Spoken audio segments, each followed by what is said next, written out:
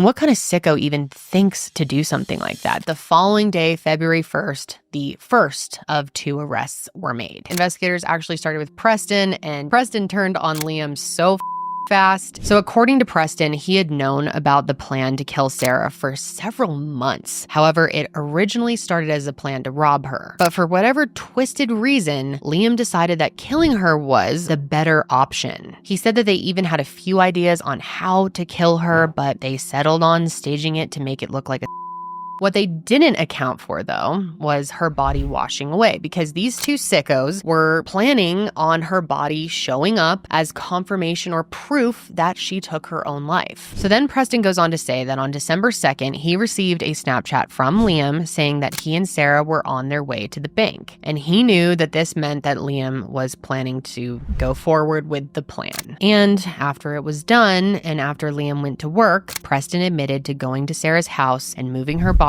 from the bathroom to the backyard, where he put her next to a bush and covered her in leaves. Now, Liam's arrest came next, and as you've heard, there was quite a lot of evidence against him. But it was more than just the confession tape and Preston ratting him out. They ended up finding evidence that linked him directly to Sarah's stolen money, which I'm sure you have guessed by now that that was the motive for the murder. So on April 24th, Preston accepted a plea deal where he would plead guilty and testify against Liam in exchange for prosecutors dropping certain charges and seeking a shorter sentence. And in the end, he pled guilty to robbery, conspiracy to commit robbery, desecrating human remains, conspiracy to desecrate human remains, and hindering apprehension. And because of the deal, prosecutors dropped the charge of felony murder and were recommending a maximum of 20 years in prison. When it came to Liam, though, there was no deal on the table for his sorry ass, and he was facing a ton of charges, including